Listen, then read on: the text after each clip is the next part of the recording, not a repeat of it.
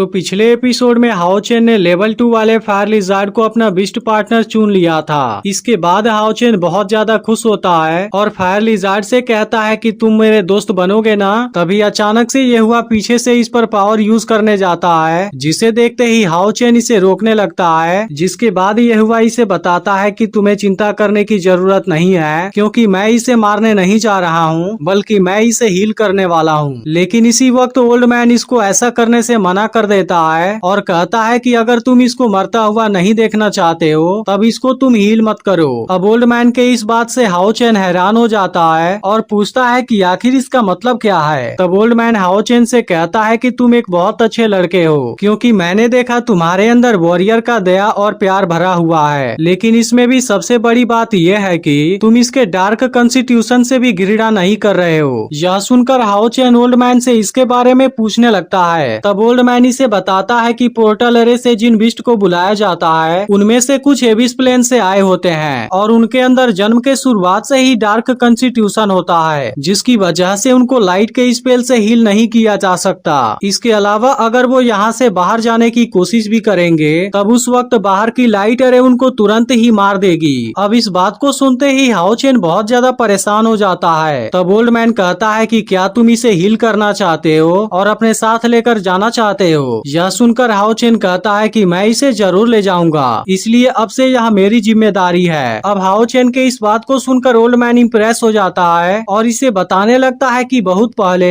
एक old forbidden witchcraft हुआ करती थी जिसको ब्लड एक्सचेंज कहा जाता था, जिसके बाद यह चीज तुम्हारे बॉडी के अंदर की लाइट पावर का यूज करेगी और उसके बाद उसकी मदद से बिस्ट की बॉडी में मौजूद सभी डार्क मटेरियल को हटा देगी। अब इस वक्त ओल्ड मैन ब्लड एक्सचेंज के बारे में जैसे जैसे बता रहा था, हाओ चेन बिस्ट को हील करने के लिए वैसा वैसा करता जा रहा था, क्योंकि इस वक्त हाओ चेन के पास में इसे हील करने का दूसरा कोई तरीका नहीं था और केवल ऐसा करके ही वो इसे यहाँ से बाहर ले जा पाएगा। लेकिन असल में यह प्रोसेस बहुत ही ज्यादा रिस्की है, क्योंकि इसके दौरान इसकी बॉडी की बहुत ज्यादा एनर्जी कंज्यूम होगी। लेकिन इसके बावजूद भी हाओ चेन किसी बात की चिंता नहीं करता और ब्लड एक्सचेंज के प्रोसेस को फॉलो कर देता है। लेकिन तभी बिस्ट के अंदर से डार्क मटेरियल बाहर आने लगते हैं और वो हाओ चेन के ऊपर अटैक करना शुरू कर देते हैं, जिसके दौरान वो इसकी बॉडी से एनर्जी भी कंज्यूम करने लगे थे। लेकिन इस कंडीशन में भी हाओ चेन इसे नहीं रोक रहा था और ब्लड एक्सचेंज के प्रोसेस को करता जा रहा था। लेकिन अब इस बात से यह हुआ बहुत ज्यादा परेशान हो जाता है, क्योंकि ये डार्क मटेरियल हाओ चेन के बॉडी को जख्मी करने लगे थे।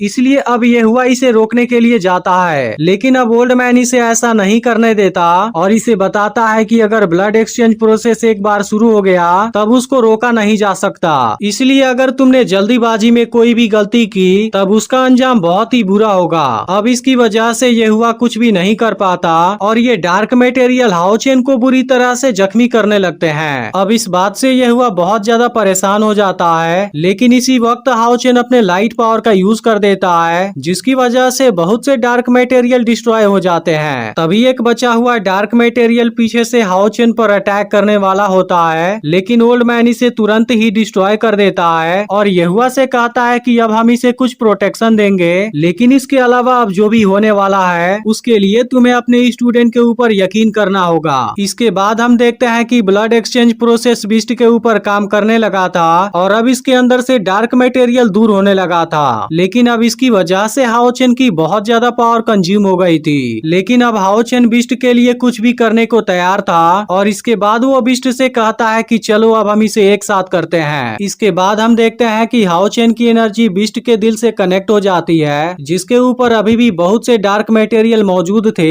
लेकिन अब हाओ चेन की एनर्जी से यह दूर होने लगते हैं और कुछ देर के बाद पूरी तरह से साफ हो जाते हैं। इसके बाद यह प्रोसेस कंप्लीट हो जाती है और अब बिस्ट के अंदर से सभी डार्क मटेरियल खत्म हो चुके थे। लेकिन इसके दौरान हाओ चेन ने अपना बहुत ज्यादा ब्लड खो दिया था और इसकी स्पिरिचुअल एनर्जी भी कंज्यूम हो गई थी, जिसकी वजह से हाओ चेन बेहोश हो जाता है। अब यह देख ये हुआ हाओ चेन को बचाने जाता है, लेकिन अब इसे देखते ही फायर लिजार्ड इसके ऊपर अटैक करने लगता है। अब इसकी वजह से ये हुआ को इसके ऊपर बहुत ज्यादा गुस्सा आ जाता है, क्योंकि वह तो हाओ चेन की मदद करने जा रहा था, लेकिन इसने इसी के ऊपर अटैक कर दिया। इसके बाद ये हुआ फिर से इसके तरफ आने की कोशिश करता है, लेकिन इस बार भी फायर लिजार्ड इसको आगे नहीं आने देता और अपने फायर की मदद से इसको रोक देता है। लेकिन इसी वक्त अब इसकी बॉडी में बहुत से चेंज होने लगते हैं और अब यह धीरे धीरे खुद को इवॉल्व करने लगता है, जिसके बाद में इसके 2 सिर आ जाते हैं। अब इसे देखते ही ये हुआ पूरी बात समझ जाता है और अब ओल्ड मैन भी इस बात से काफी हैरान था, क्योंकि इसके पहले फायर बिस्ट लेवल 2 में था, लेकिन अब इस वक्त इसने खुद को लेवल 4 में इवॉल्व कर लिया है। लेकिन तभी फायर बिस्ट हाओचेन के साथ में ब्लड कॉन्ट्रैक्ट साइन करने लगता है, जिसे देखते ही ओल्ड मैन हैरान हो जाता है और अब इनको समझ में आता है कि इसी की वजह से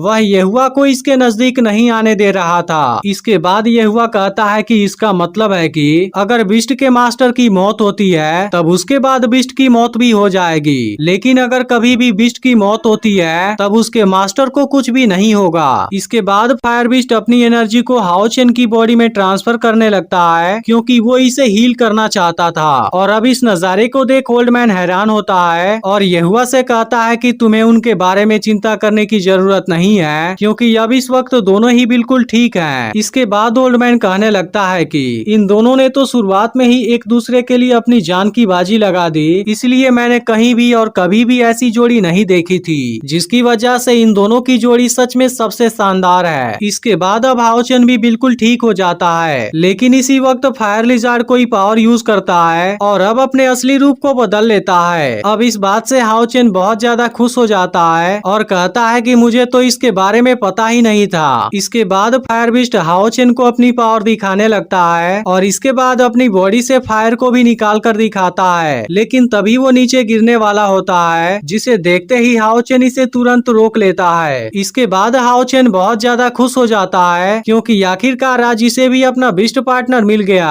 तभी येहुआ हाओचेन से इसका कोई नाम रखने के लिए कहता है, जिसके बाद हाओचेन इसका नाम हाओयू रखता है और कहता है कि अब से हम दोनों एक फैमिली हैं। और इसी के साथ में एपिसोड एंड हो जाता है। लेकिन अगर आपने इसके पिछले पार्ट को मिस कर दिया हो तो लेफ्ट वाली वीडियो जरूर देख लेना और चैनल को भी सब्सक्राइब करके नोटिफिकेशन को ऑल पर सेट कर देना।